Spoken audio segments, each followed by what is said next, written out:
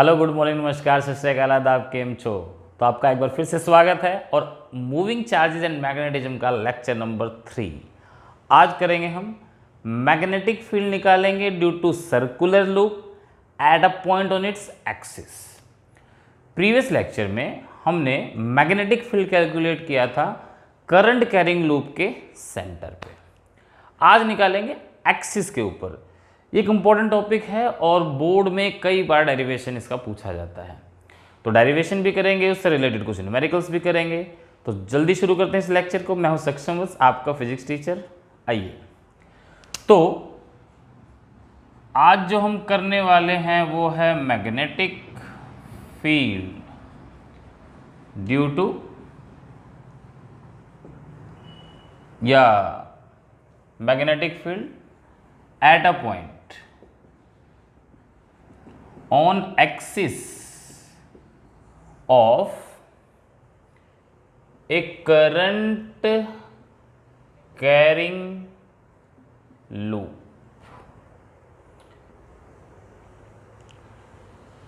ठीक है, चलो जी। तो हमारे पास एक करंट कैरिंग लूप है। मानो ये ऐसे वर्टिकल हमारे पास एक करंट कैरिंग लूप है, ऐसे। थोड़ा और अच्छे से बना लें ताकि डायग्राम आपको अच्छे से समझ में आ जाए। तो इस तरह से हमारे पास एक लूप है, वर्टिकल मानी हुई है, और इससे ऐसे एंटी क्लॉकवाइज डायरेक्शन में मान लिया हमने कि करंट फ्लो कर रहा है आई। ओ इसका सेंटर है, आर इसकी रेडियस है।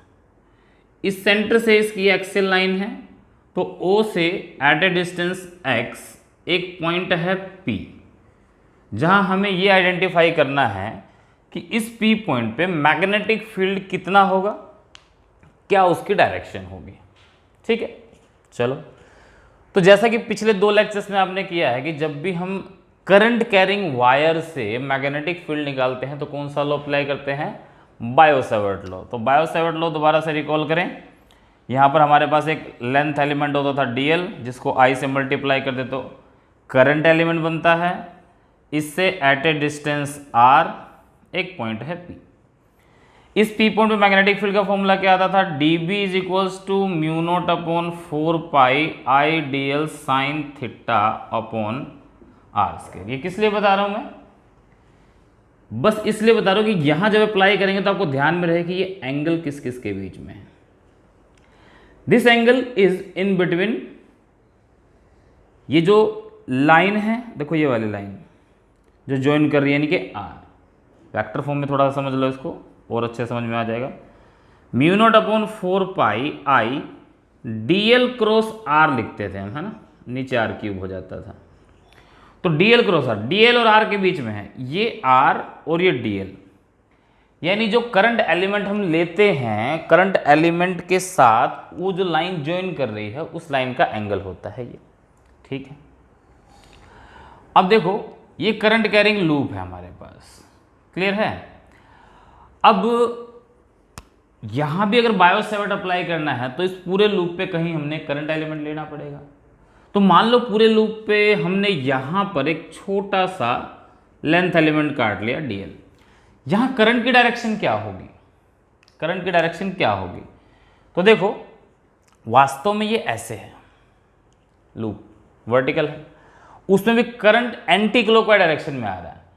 तो एंटी क्लॉकवाइज डायरेक्शन में आएगा तो ये करंट ऐसे आ रहा है, समझ रहे हो। ये जो लूप है इसको मैं इमेजिन करो, ये ऐसे नहीं, ये ऐसे है। तो ये वाला हिस्सा आपका मान लो पीछे चला गया, पीछे, यानी कि ये ऐसे था, ये सामने से ऐसे दिख रहा है, अब मैंने ऐसे कर दिया। समझ में आ रही बात, लूप सामने से ऐसे है, ये जो करंट है आई यहां पर, ये इस तरफ है। अब मैंने इस लूप को ऐसे घुमा दिया, देखो ऐसे। ठीक है, तो लूप को अगर ऐसे घुमाएंगे तो ये जो करंट है वो आपको पीछे दिखेगा और फिर करंट ऐसे आता हुआ नजर आएगा एंटी क्लॉकवाइज।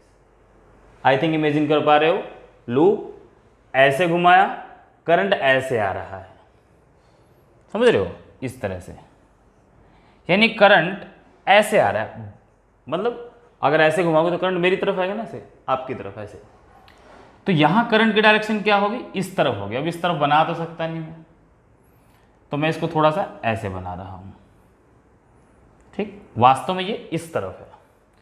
तो ये करंट की डायरेक्शन होगी आइडियल। यहां से इस लाइन को ज्वाइन करेंगे,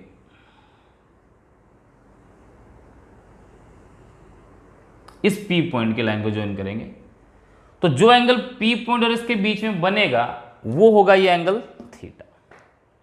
चलो अप्लाई करते हैं, लिखते हैं अकॉर्डिंग टू बायो-सावर्ट लॉ,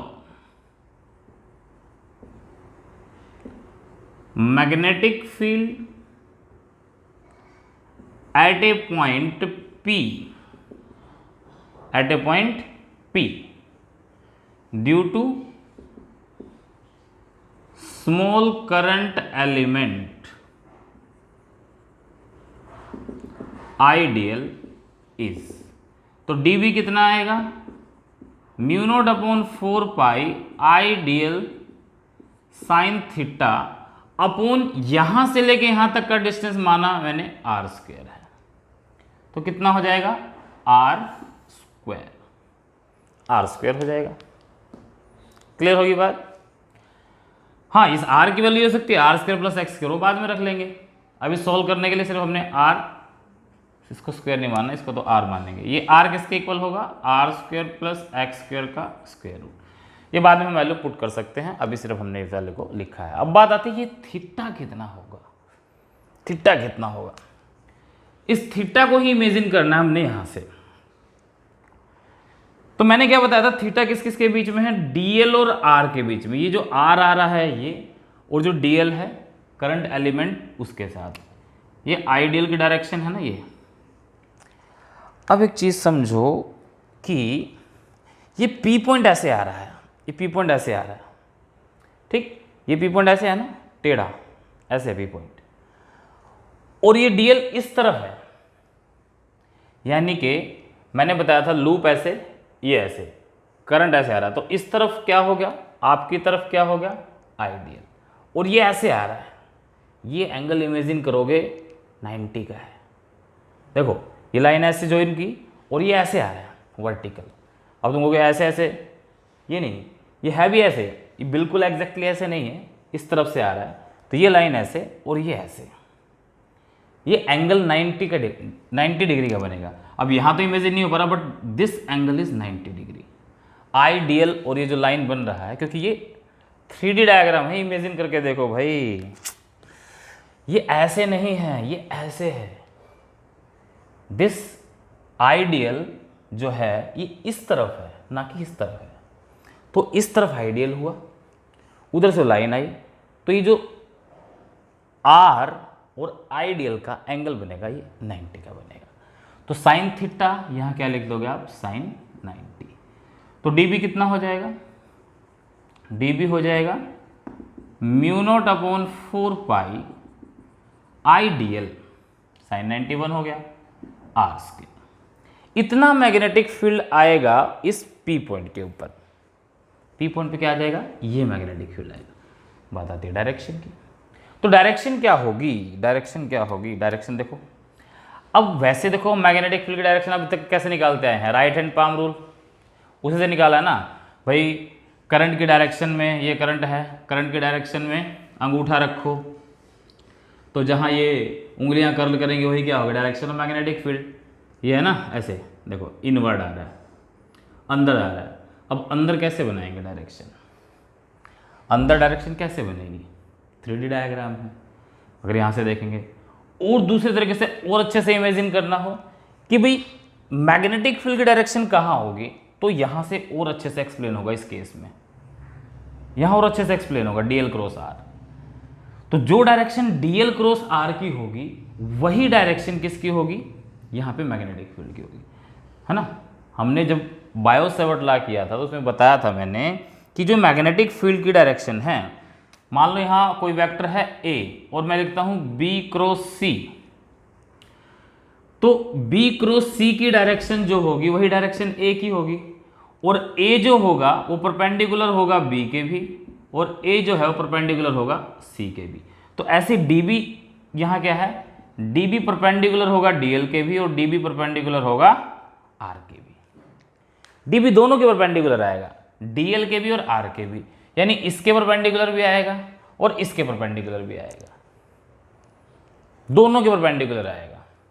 ठीक, अब यहां हमने देख लिया ये दोनों आपस में परपेंडिकुलर है। मान लो एक एक्स में है दूसरा वाई में, तो तीसरा जेड में आएगा, तो इसके परपेंडिकुलर ड्रॉ कर दो। अब परपेंडिकुलर इधर ड्रॉ करें कि ऊपर ड्रॉ करें, तो मैंने बता दिया इनवर्ड है, अंदर की तरफ है। देखो ये अंगूठा ऐसे अंदर, या डीएल क्रॉस आर ले लो, डीएल से आर की तरफ है ना। एक आईडीएल इधर आ रहा है, सॉरी यहाँ बना के दिखाऊं, आईडीएल ऐसे आ रहा है ना आपका बाहर की तरफ, और ये ऐसे है आर, तो यहाँ से यहीं तो चलोगे एंटी क्लॉकवाइज डायरेक्शन। अब एंटी क्लॉकवाइज डायरेक्शन है, ऊपर की तरफ आएगा। ठीक, एंटी क्लॉकवाइज डायरेक्शन है ना, तो ये ऊपर की तरफ आएगा। अब यहाँ इमेजिनेशन में गड़बड़ क्यों हो रही थी, क्योंकि यहाँ हमें ये ऐसे दिखाई दे रहा है। समझो बात को, दोबारा समझो। यहाँ से अगर हम देखेंगे तो इसको हम ऐसा सर्कल मानेंगे, यहाँ अंगूठा रखेंगे अंदर आ गया, बट वास्तव में ये ऐसे थोड़े है, ये तो ऐसे है।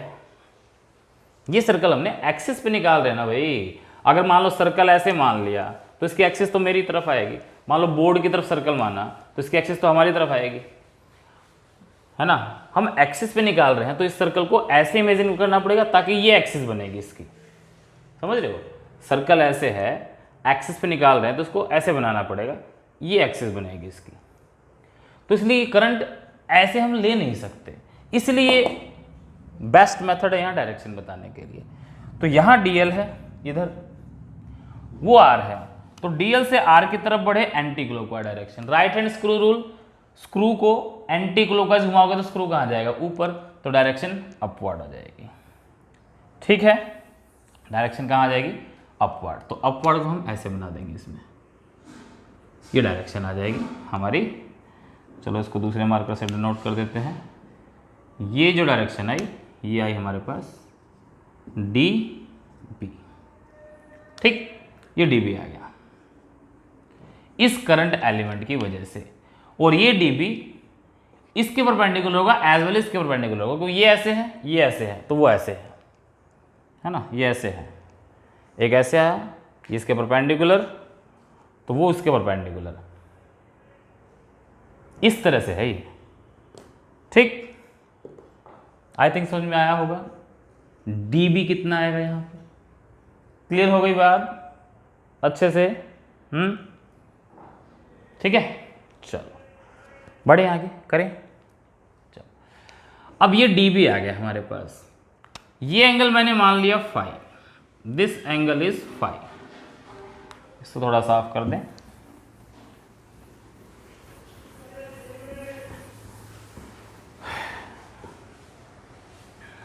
देखो ये फाई है। अब इस dB को मैं दो पार्ट में रिजोल्व करूंगा, ठीक है, क्योंकि देखो एंगल है तो dB को दो पार्ट्स में रिजोल्व कर सकते हैं। एक पार्ट हो सकता है इधर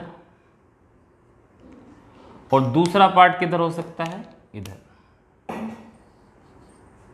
दूसरा पार्ट ये हो गया, ठीक है। dB को एक इधर तोड़ा, एक इधर तोड़ा। अब हमने देखना है एंगल कितना होगा, एंगल कितना होगा। चलो जी, लेट्स इमेजिन इट। अब ये फाई है, ये क्या है, फाई। ध्यान से देखना, ये एंगल फाई है, और ये जो ये ग्रीन कलर का कंपोनेंट है इसका इसके साथ एंगल 90 है। तो ये एंगल कितना हुआ, बाहर समझाऊं, थोड़ा सा बाहर समझ लो। ये लाइन ऐसे आई हुई है, देखो ये वाली लाइन, इस पर हमने ये कंपोनेंट बना दिया dB वाला, ठीक, और ये कंपोनेंट बनाया है हमने ये dB। ये मैग्नेटिक फील्ड था, ये इसका कंपोनेंट बनाया हुआ है, और ये लाइन ऐसे आई हुई है, ठीक। और एक कंपोनेंट जो है वो ये लाइन पूरी सीधी मैं ऐसे बना रहा हूँ, देखो ठीक, इतना समझ में आया सबको? एंगल देखो, ये फाई है, ये एंगल फाई है, ये हो गया पूरा 90, उसमें से ये फाई हो गया, तो ये कितना हुआ 90 माइनस फाई। ये वाली लाइन और इसके साथ एंगल फाई था। वर्टिकल ये पूरा 90 डिग्री का है, उसमें से ये फाई है, तो ये 90 माइनस फाई होगा, इसमें कोई दिक्कत नहीं होनी चाहिए किसी को। अब देखो मैंने क्या बताया था, dB is perpendicular to r, ये डीबी इस आर के परपेंडिकुलर है, यानी कि ये एंगल भी 90 डिग्री है। तो अगर ये एंगल भी 90 डिग्री होगा तो ये एंगल कितना आएगा फाई, क्योंकि ये फाई, ये 90 माइनस फाई, तो ये भी फाई। कैसे आया? चलो मान लो ये एंगल x है, मुझे नहीं पता क्या है, ये दोनों एंगल कितने हैं 90 डिग्री का, इसके बीच का, तो ये एंगल हो गया x plus 90 minus five equals to कितना होना चाहिए 90, ये होना चाहिए ना। तो 90 को मार दिया, फाइव क्या हो जाएगा x, तो x की वैल्यू आई 5। तो इसका मतलब इसके बीच का जो एंगल आया, गर्मी ज़्यादा हो रही है, पसीने आ रहे हैं, तो ये एंगल भी कितना आया भाई 5। मेरे ख्याल से सभी बच्चों को ये समझ में आया होगा। दोबारा बताऊँ, ये 5 तो ये 90 था, तो 90 माइनस 5, और इनके बीच में एंगल 90 है, तो ये 5 हो जाएगा। ठीक, 11th क्लास में बहुत बार ऐसा किया होगा आप लोगों ने। तो ये एंगल आ गया 5, बस 5 आ गया, तो इसके बाद क्या करना है, इसके बाद इसके कंपोनेंट लिखने हैं। तो ये वाला जो कंपोनेंट हो जाएगा, ये हो जाएगा अपना, जिसके साथ एंगल होता है वो होता है dB cos फाई, और ये कंपोनेंट कौन सा हो जाएगा, ये जो ब्लू कलर से मार्क किया मैंने, dB sin फाई। ठीक, ये dB sin फाई हो जाएगा। ठीक, जल्दी से देखो, इसको नोट करो एक बार फटाफट। तो यहाँ तक आप लिख सकते हो पॉज करके, और इससे आगे हम अभी कर रहे हैं, गर्मी बहुत है इसलिए।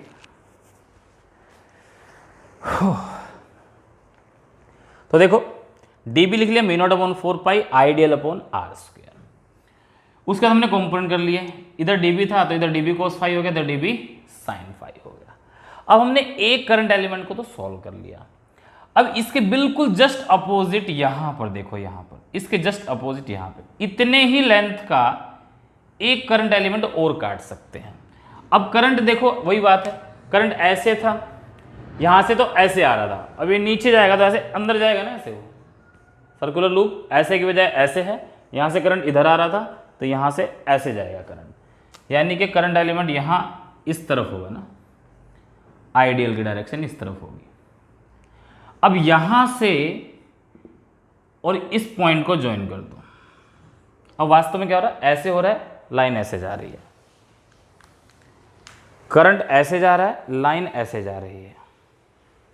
ठीक है, देखो ऐसे करंट अंदर, लाइन ऐसे है। अब भी इन दोनों के बीच में एंगल 90, बिल्कुल जस्ट जैसे ऊपर था।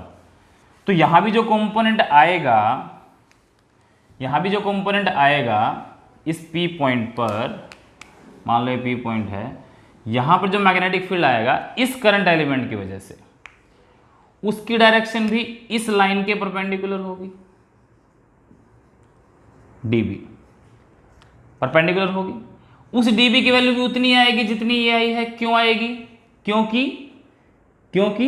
आइडियल उतना ही है, डिस्टेंस उतना ही है, जितना ऊपर डिस्टेंस था r, उतना ही डिस्टेंस यहां भी है। ठीक, और ये बिल्कुल आमने सामने है, सिमेट्री बनेगी, तो ये एंगल भी आपका, अगर ये फाई है तो ये भी फाई आएगा। dB को दो कंपोनेंट में आप रिजोल्व कर सकते हो।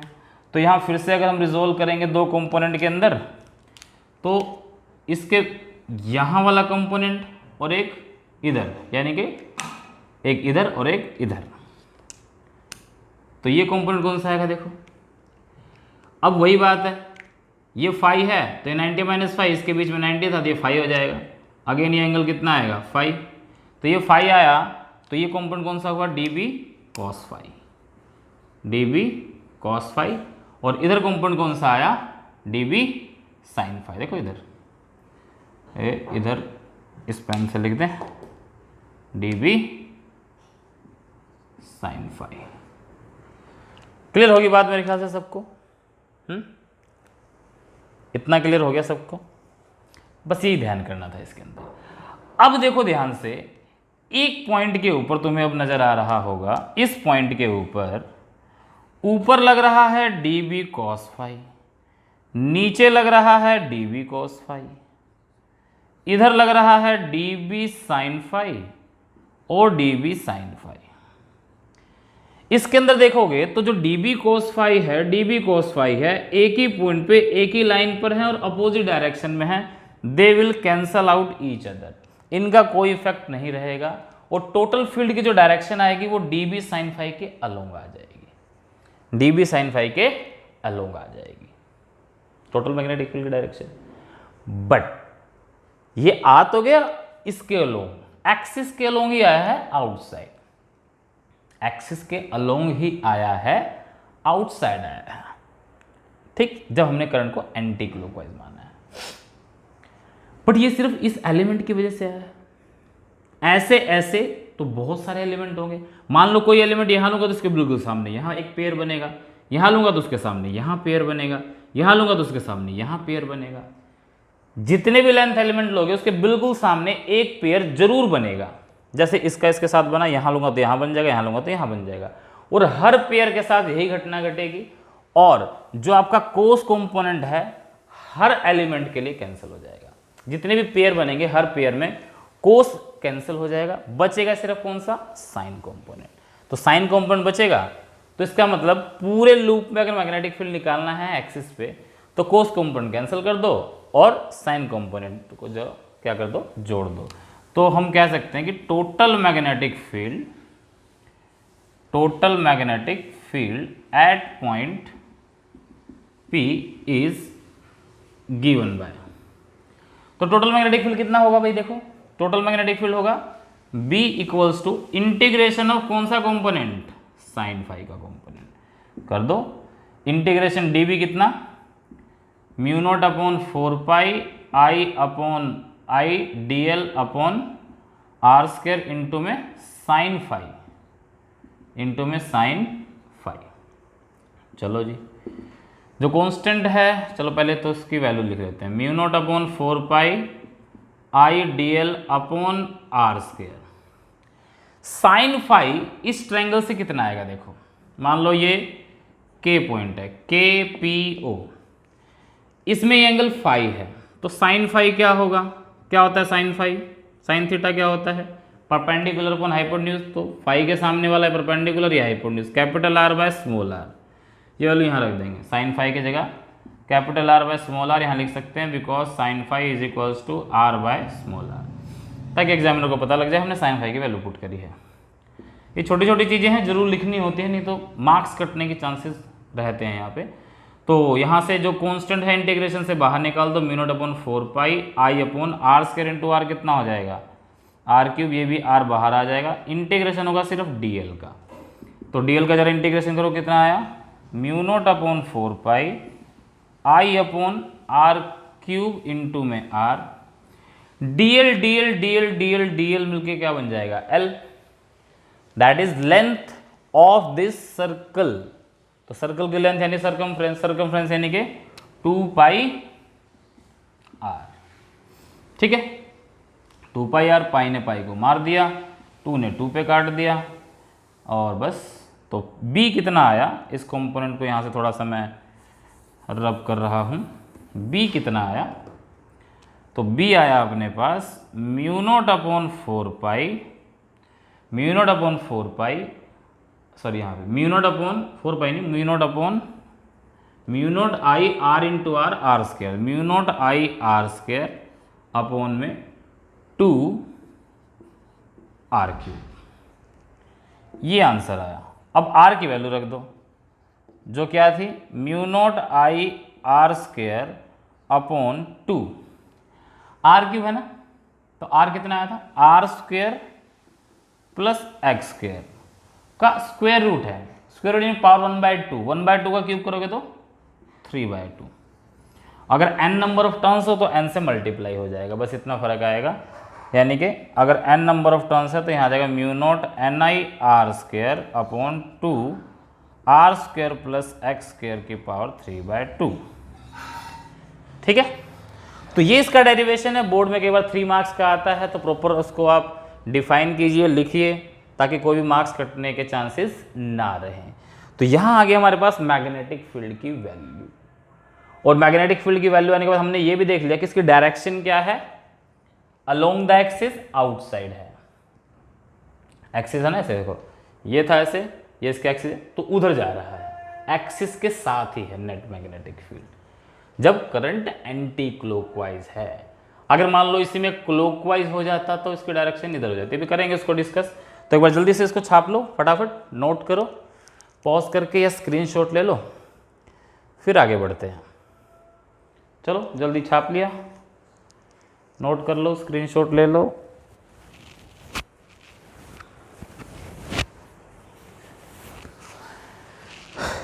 रब कर दें, चलो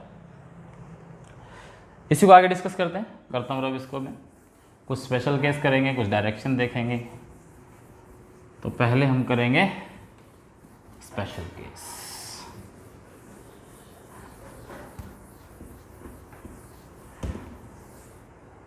हमारे पास जो B आया है वो कितना आया था, mu naught I r square upon 2 r square plus x square की पावर 3/2। आई थिंक यही फॉर्मूला डिराइव होके आया था अभी।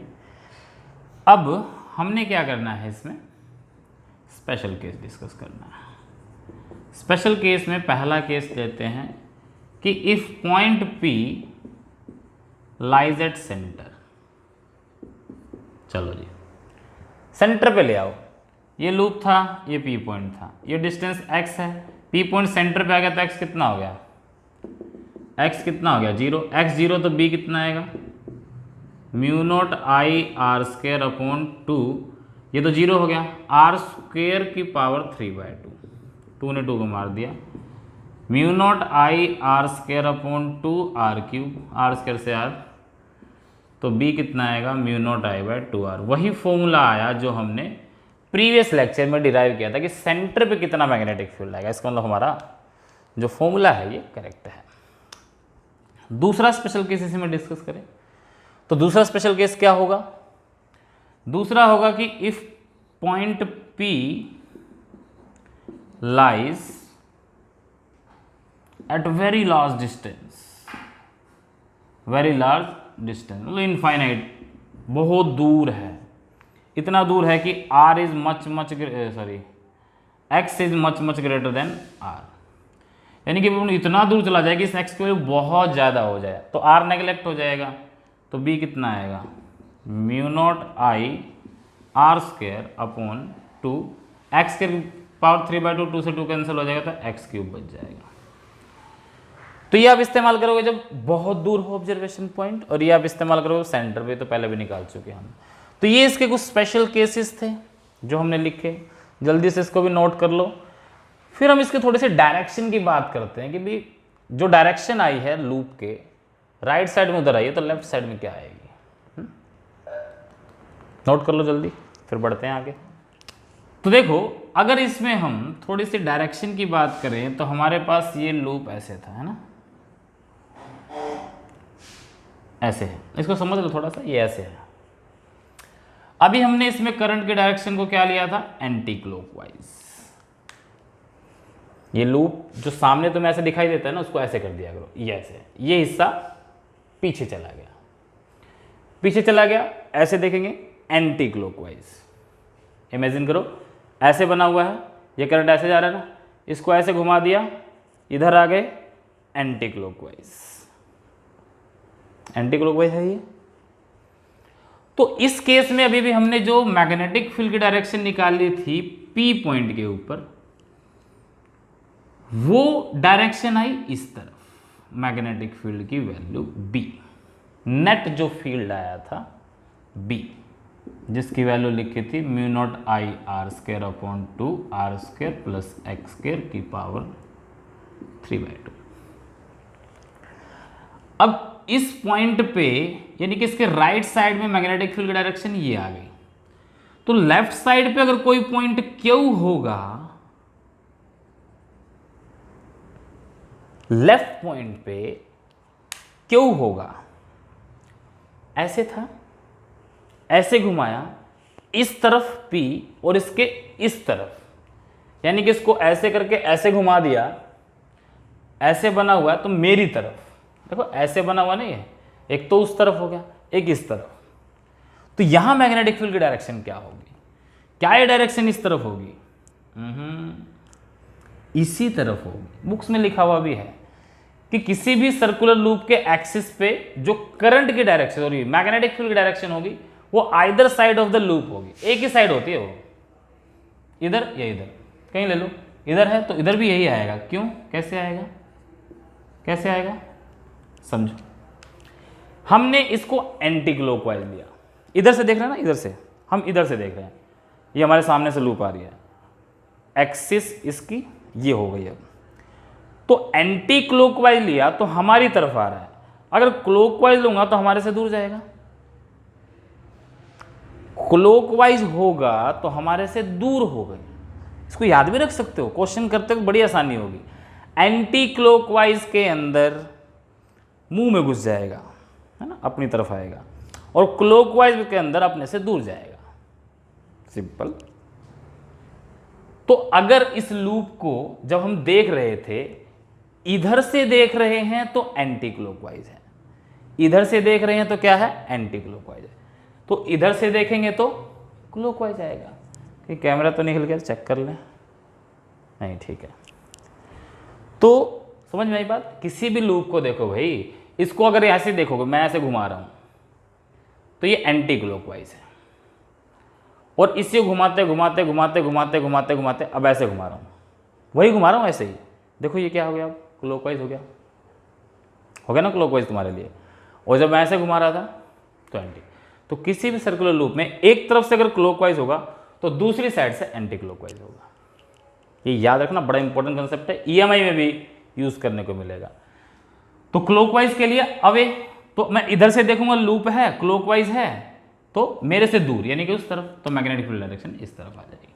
ऐसे ही अगर मान लो ये लूप होता और इसमें मैं कौन सी डायरेक्शन लेता? ऐसे क्लॉकवाइज डायरेक्शन लेता, उधर से देख रहा हूं इसको ऐसे क्लॉकवाइज, क्लॉकवाइज होगा तो फील्ड यहां पर पी पॉइंट पे क्या होगा? इधर। इधर से देख रहा हूं क्लॉकवाइज है, क्लॉकवाइज है तो कहां की तरफ होगा? बस ये याद रख लो, क्लॉकवाइज हमसे दूर, इधर से देख रहा हूं क्लॉकवाइज है तो मेरे से दूर, यानी कि इधर। क्यू पॉइंट पे कहां होगा? तो इधर ही होगा, क्योंकि एंटी क्लॉकवाइज आ जाएगा। ठीक, ठीक है ना। एंटी क्लॉकवाइज अपने अंदर घुस जाता है। जब भी डायरेक्शन निकालनी हो, जिस पॉइंट पे निकालनी हो उस पॉइंट पे जाके बैठ जाओ, बैठ के देखो सामने क्या है। अगर सामने तुम्हें दिख रहा है एंटी क्लॉकवाइज है तो तुम्हारे अंदर घुसेगा।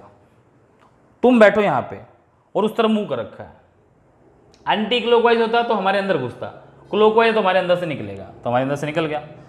यहां देखा हमने उस तरफ, तो यहां से हमें एंटी क्लॉकवाइज नजर आया तो हमारे अंदर घुस गया, सिंपल।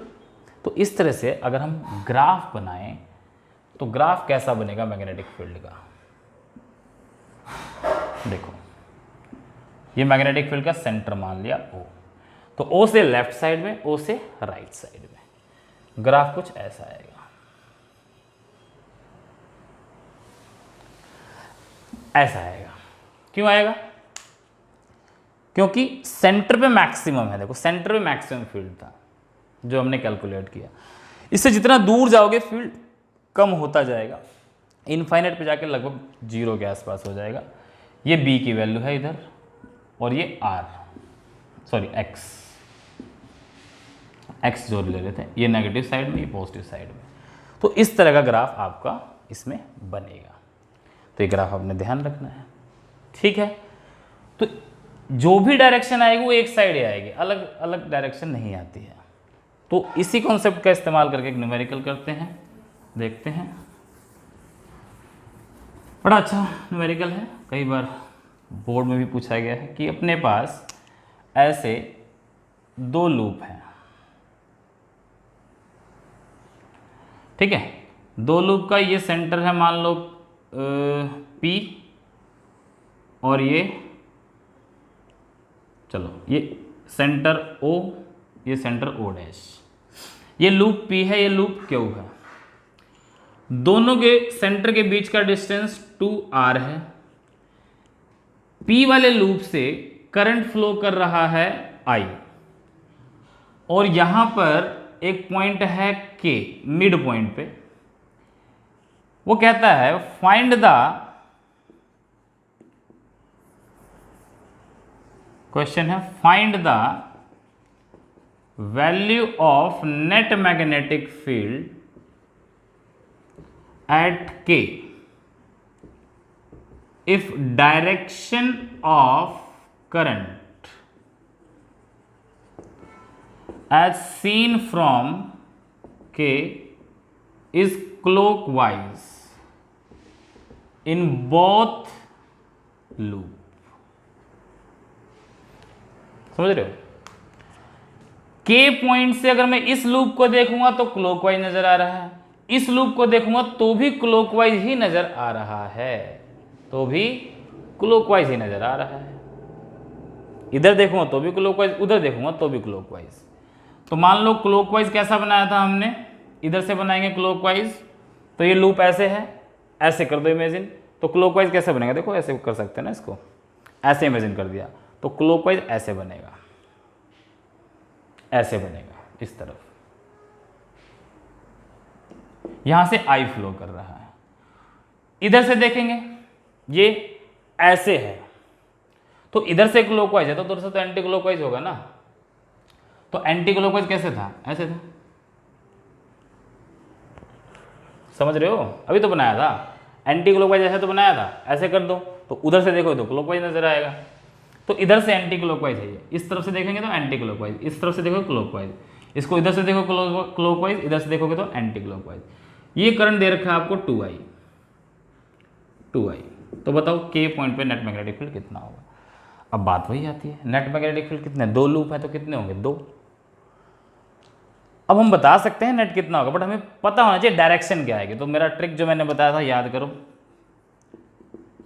कि जो मैग्नेटिक फील्ड एट P आएगा उसकी डायरेक्शन क्या आएगी? पहली बार पहले वैल्यू निकालते। फॉर्मूला था B का μ0 I r square upon 2 r square plus x square की पावर 3/2। तो μ0 I P के लिए करंट I है, रेडियस दोनों की सेम दे रखी है, ये रेडियस भी r है, ये रेडियस भी r है, तो ये हो जाएगा r square upon 2 r square plus x square. x कितना दे रखा है? 2r, सॉरी ये 2r है तो ये r होगा, यहाँ से लेके यहाँ तक r होगा, तो कितना हो जाएगा? r स्क्वायर की पावर 3/2। ठीक, इसको थोड़ा सा इजी बनाने के लिए अगर हम r को एक ही वैल्यू मान लें, मतलब कैसे मान लें, ये स्मॉल r है तो इसको भी स्मॉल r ही मान लो। चलो, तो इसलिए यहाँ भी क्या आ जाएगा आपका? Small r।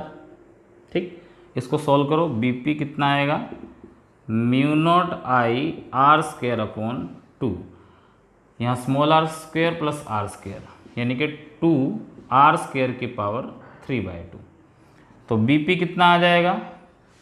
μ0 I r square upon 2 multiply में 2 की पावर 3/2, 2 की पावर 3/2 को 2 इंटू 2 की पावर 1/2 लिख सकते हैं, तो यानी कि 2√2 लिख सकते हैं। तो 2√2 और r स्क्वायर की पावर 3/2, 2 से 2 कट जाएगा, r क्यूब बच जाएगा, r स्क्वायर r को मार देगा तो ये बचेगा μ0 I अपॉन 4√2r, ये वैल्यू आ जाएगी। अब ये तो मैग्नेटिक फील्ड आ गया, डायरेक्शन क्या आएगी? डायरेक्शन कैसे निकालेंगे? तो याद करो मैंने क्या बताया था कि जब क्लॉकवाइज होगा, पिछले केस में जो हमने निकाला था वो था एंटी क्लॉकवाइज, तो हमने इस लूप को ऐसे किया था, ये एंटी क्लॉकवाइज था, एंटी क्लॉकवाइज में इधर जा रहा था। क्या कहा था मैंने? एंटी क्लॉकवाइज में तुम्हारे अंदर घुस जाएगा, क्लॉकवाइज में तुमसे दूर जाएगा।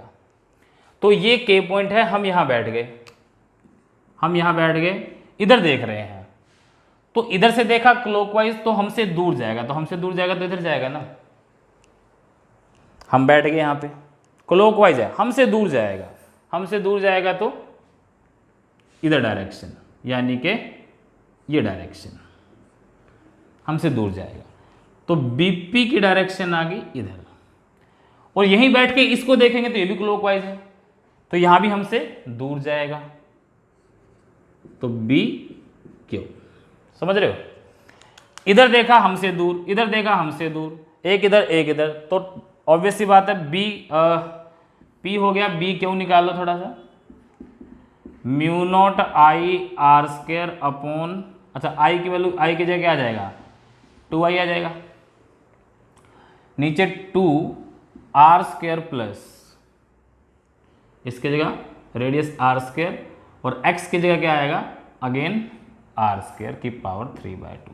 तो नीचे वाला ये तो हम सोल्व करके आए हैं, 4√2r आया था, तो बी क्यू कितना आ जाएगा, 2 अलग से था, mu naught I r square upon 4√2r। देखो नीचे वाला सोल्व करके तो वही आएगा 4√2r, और इधर 2 को मैंने अलग ले लिया, mu naught I r square, यानी कि और कोई चीज़ रहेगी, ये आर स्क्वायर नहीं आएगा, कट जाएगा ना, ये आया था। तो कुल मिला के ये किसके बराबर आ गया, ये किसके बराबर आया, बीपी के। तो बी क्यू जो आया वो ट्वाइस ऑफ बीपी आ गया। और नेट मैग्नेटिक फील्ड कितना आएगा, नेट मैग्नेटिक फील्ड कितना आएगा, अब तुम देख लो किसका ज़्यादा है, क्यू का ज़्यादा है, तो B Q minus B P, इसमें से माइनस कर देना, और डायरेक्शन क्या आ जाएगी, अलोंग K2O डैश, ये डायरेक्शन आ जाएगी, यानी कि अलोंग बी क्यू, जिधर बी क्यू होगा उधर नेट फील्ड आ जाएगा। क्लियर होगी बात, कोई दिक्कत, छाप लो फिर फटाफट, नहीं दिक्कत तो जल्दी से नोट करो फटाफट, मज़ा आया,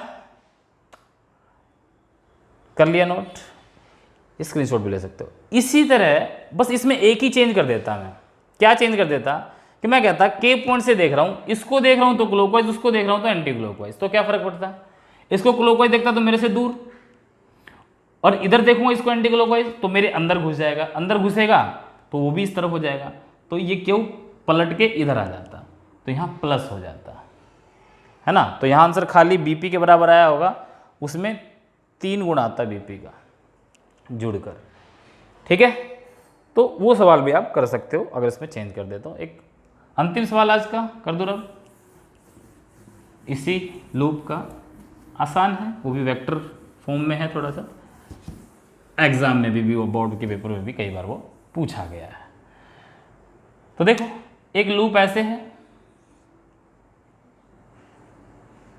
और इससे एक्सिस पॉइंट यहाँ पी पॉइंट है, एक यहाँ है, ये लूप ऐसे है, ये डायरेक्शन है, ये हॉरिजॉन्टल है, ये वर्टिकल है, इसमें से करंट फ्लो कर रहा है आई, इसकी रेडियस है आर, इसमें से भी करंट फ्लो कर रहा है आई, मान लो एंटी क्लॉकवाइज डायरेक्शन में ही है, ये भी एंटी क्लॉकवाइज डायरेक्शन में है, ठीक है। ये पी पॉइंट हो गया, ये ओ डैश हो गया, same radius r, same loop, same radius, same current, but ऐसे दे दिया, यहां से ये डिस्टेंस दे रखा है x और यहां से भी ये डिस्टेंस दे रखा है x। ये पूछा P पॉइंट पे नेट मैग्नेटिक फील्ड बताओ इन दोनों लूप की वजह से, निकाल दो, क्या दिक्कत है। देखो P पॉइंट है, एंटी क्लॉकवाइज है, इधर से देखेंगे एंटी क्लॉकवाइज तो हमारे अंदर घुसेगा, हमारे अंदर घुसेगा, हम ऐसे देख रहे हैं, हमारे अंदर ऐसे आएगा, अंदर घुसेगा तो ये हम इधर देख रहे हैं ना, यहाँ खड़े होके देखेंगे इधर तो हमारे अंदर ऐसे घुसेगा, तो ये डायरेक्शन किसकी आ गई, B, मान लो ये P है, ये Q है, तो BP की डायरेक्शन आ गई। ये एंटी क्लॉकवाइज है, ऊपर आएगा, इसमें तो कुछ देखने की बात ही नहीं, क्योंकि ऊपर से देखोगे ना, अब इसको देखो हॉरिजॉन्टल हो गया था, अब तो ऊपर से देखोगे, ऐसे देखोगे आप, ऐसे देखोगे एंटी क्लॉकवाइज दिख रहा है तो तुम्हारे अंदर घुसेगा, अंदर घुसेगा तो इसका मतलब ऐसे आएगा BQ, तो BP BQ का रिजल्टेंट हो जाएगा B, है ना। तो B क्या आएगा, bp² प्लस bq² का अंडर रूट, और तुम्हें पता है कि ये डिस्टेंस बराबर है, करंट रेडियस बराबर है, तो bp और bq क्या आ जाएंगे, एग्जैक्टली इक्वल आ जाएंगे। तो एग्जैक्टली इक्वल आएंगे तो bp प्लस bq की जगह भी bp आ जाएगा, यानी आएगा √2 bp, और bp की वैल्यू कितनी आएगी, μ0 I r² upon 2 r² plus x² की पावर 3/2, ये आंसर आ जाएगा। और इसमें डायरेक्शन पूछ लेता तो डायरेक्शन कैसे निकालते, ये एंगल अल्फा मान लो, tan अल्फा क्या होगा, ये BQ है तो ये भी BQ अपॉन BP। अब क्योंकि BQ अपॉन BP ये दोनों बराबर हैं तो BP अपॉन BP कट गया, tan अल्फा आ गया 1, यानी कि अल्फा कितना आया 45 डिग्री विद BP। तो इस तरीके से आप इसको सॉल्व कर सकते हो। इसके जितने भी टाइप के न्यूमेरिकल्स आएंगे वो इस तरह के ही आएंगे, इससे बाहर कोई न्यूमेरिकल नहीं आता। तो ये था अपना आज का टॉपिक, तो इसको पढ़िए, इसकी प्रैक्टिस कीजिए, कोई डाउट है तो कमेंट सेक्शन में डालिए, मैं रिजॉल्व करके दूंगा। तो मिलते हैं नेक्स्ट लेक्चर में, तब तक के लिए थैंक यू।